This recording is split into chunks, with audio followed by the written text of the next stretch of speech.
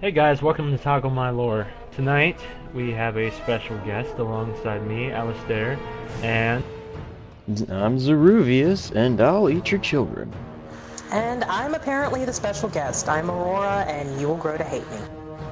Yeah. Oh, come on, that's not true. Please. Aurora's pretty cool, actually. Don't listen to him. He's full of shit.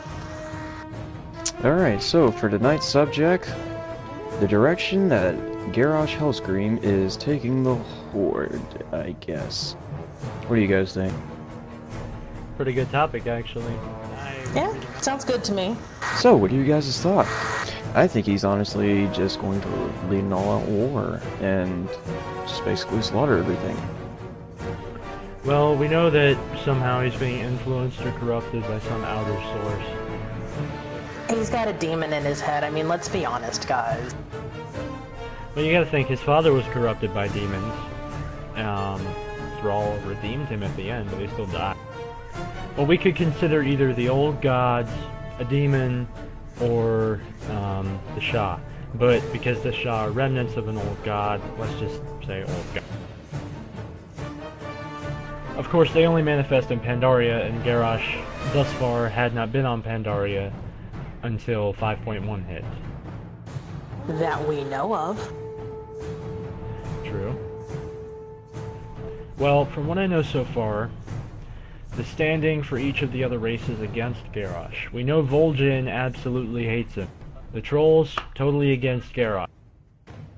The trolls hate everybody that doesn't get stoned as hell with their Rastafarian asses.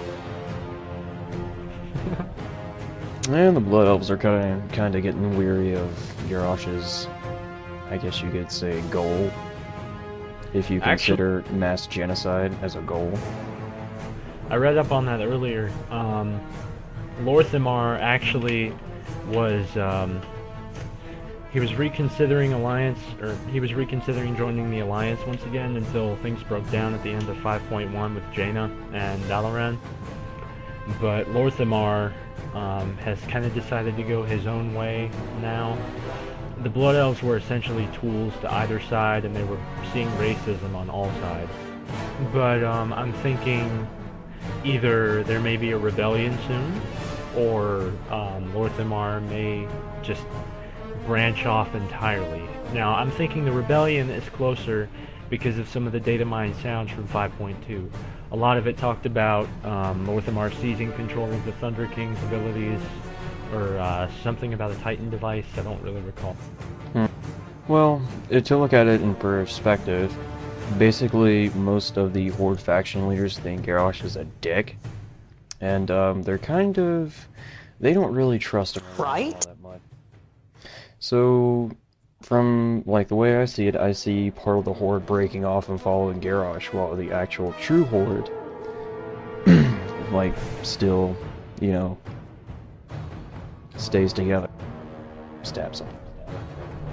The first possibility is Lor'themar starts an uprising and takes control of the Horde. Sylvanas would be mildly accepting of this because she was once a high elf. Or Thrall coming back. Thrall won't come back. I can tell you that right now. Thrall's too busy being, what's-her-face's new bitch boy. Or what did you think is the most viable option for the Horde at this point? Either rebellion, or a leader coming back while Agro takes care of the child somewhere. Honestly, outright rebellion is probably the best option because you gotta look at it this way. Okay, Thrall comes back. Thrall is not exactly the most popular person with most of the denizens of the Horde because he works alongside the Alliance to save the world, whereas most of the members of the Horde are like, "Roar, kill the Alliance," okay? So, Thrall comes back, Thrall takes over, and locks Garrosh into a stasis until they can get whatever's in his head out of said head. And then you end up with rebellion anyways because they won't accept Thrall back. And correct me if I'm wrong, didn't he give up War Chief to Garrosh? Because before then, the old War Chief had to die in order for a new War Chief to be crowned, right? He actually dueled Garrosh after Garrosh killed Cairn Bloodhoof. Okay, but still, the old war chief has to die in order for a new war chief to be crowned. Not True. necessarily. Well, that was how it was in the old Horde back on Draenor, but That was the old Horde. If you think about it, Thrall was trying to raise Garrosh to succeed him, but it's apparent that Garrosh can't handle it. Because he's going insane with power. there's also another thing. When you look back at the Horde, you see that there are only two real factions in the Horde that have true hatred for the Alliance. The Orcs, because of what happened at the Dark Portal and the invasion of Stormwind, and then you have the Forsaken, Sylvanas, who just wants to be the bitch queen. Well, Sylvanas and the Forsaken pretty much hate everybody that is still breathing. I mean, take for instance what happened at in Wrath of the Lich King, and I cannot remember the name of the gate right off the top of my head, if you'll forgive me, where they were fighting. Pardon? Angrith of the Wrath. Justifiable? Understandable? Yes. If you look back in the lore, you can find that basically the reason why the orcs did become bloodthirsty monsters is because they drank the blood of Manoroth, and because of that they waged a constant war against the humans most of the time, which kind of resulted into, you know, them hating each other. I don't know, the most logical thing I could think of would probably be if one of the factions did take over, it would probably be Vol'jin temporarily, because he's the one that actually looks at things from a, you know, logical standpoint. I think he was one of the first ones to actually, you know, bring up the idea of seceding from the Horde because Garrosh is a dick. Yeah, that's also true. Yeah, I mean, if you're the head of a people and you sit there and start playing schoolyard bully, generally speaking, you're not going to be a very well-liked guy. Yeah, also true. I mean, even Sylvanas doesn't like Garrosh, but, I mean, also she doesn't like anything. I wonder, though, what Sylvanas is going to end up doing. There's the, you know, with her allying with the Valkyr, it kind of cements the idea that she wants Arthas' old position. I wouldn't say that. I mean, one of the only reasons why she did, you know, recruit the Valkyrs because they didn't really have anywhere else to go, and that, you know, her people were actually dying out. She needed to raise corpses. And the Valkyr do that pretty well. Well, you also have to think, both factions, or both races, the Forsaken and the Blood Elves, are both just on a mad scramble for self-preservation. They both want their races to live on.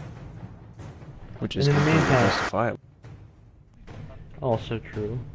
But in the meantime, the Tauren are just sitting out there in Mulgore, stampeding over who gets what berry from which tree. Who gets what steak next week. Steak. Actually, come to think about it, I did hear a rumor that Garrosh is probably doing something under Orgrimmar, which not many know about. It's rumored to hold a dark secret and whatnot. If something was to happen to Orgrimmar, like an all-out raid against Garrosh, like a rebellion, so to say, if anything did happen to Orgrimmar, I would say probably the next best place for the Horde would probably be, you know, Thunderbluff. Well, it's completely defensible. Believe me, I know. I made the mistake of, hey, let's go try and kill Thunder Bluff, and not a good idea. There's still that theory that there may be an old god underneath Tirisfal or under Orgrimmar. I mean, Zero, you told me yourself that you found something saying that there were some dark rituals going on underneath Org. Yeah, the possibility that Garrosh is being, you know, slowly influenced by an old god, which he is more than likely completely unaware of, wouldn't surprise me.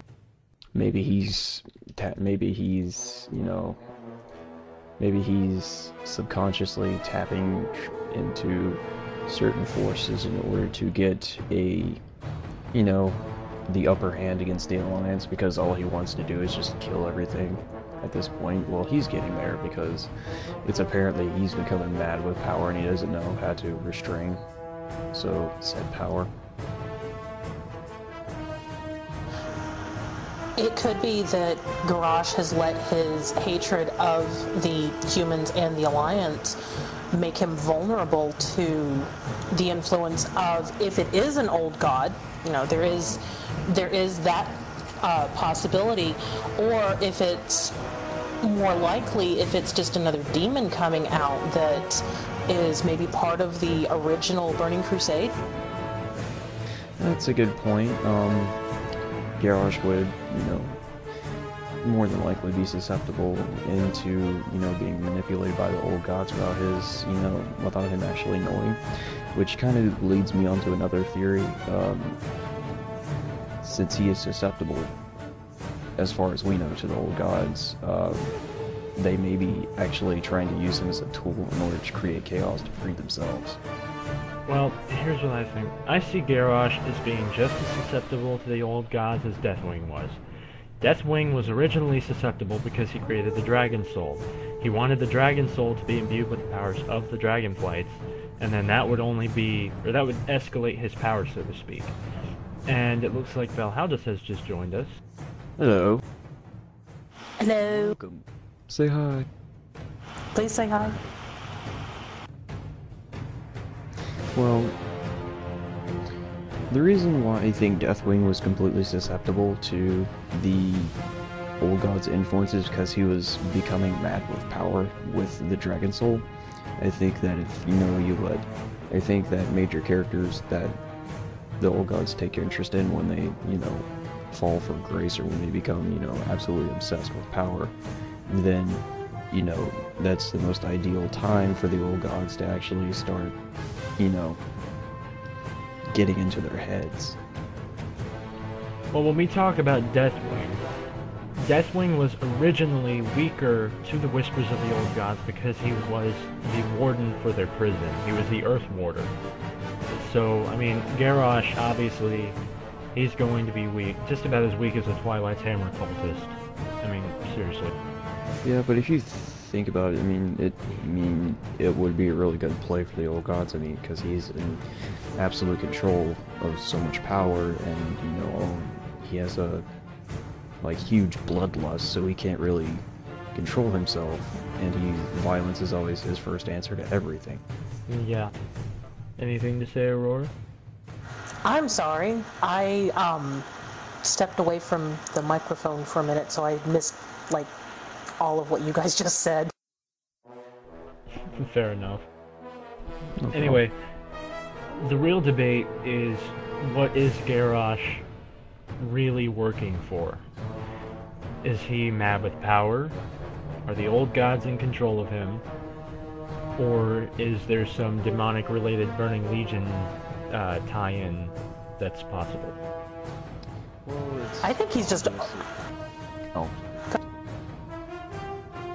I was just going to say, I think it's just that he's mad with power because, well, historically speaking, the orcs have been the ones that are, ooh, power, gimme, gimme, gimme. Very true. I mean, that's why they made the grave for Azeroth in the first place. Well, it's not just that. They drank the blood of a demon. They drank the blood of Alexstrasza. They imprisoned the entire Red Dragonflight trying to get more power. So, I mean, realistically speaking, is it possible that Garrosh is being controlled by an entity that he's unaware of? Yes. Is it likely? I don't think so. Well, very true. If I may make a point, well, whether or not he is being, controlled by an outside source or entity, it's obvious that he doesn't really care for the well-being of the Horde, as we've seen. Means to an end. It all depends on perspective. I mean, especially from Garrosh, we don't even know what he's really thinking. For all we know, it could be some master plan, though I highly doubt Garrosh would be able to come up with something that elaborate. But still, there's a possibility. And I think we have hit our marker for tonight, so I think we'll wrap it up there. Thank you for listening to ToggleMyLore, and we'll have another segment for you eventually. Night, people. I'm Zeruvius. I'm Alistair. I'm Aurora, and we're signing off.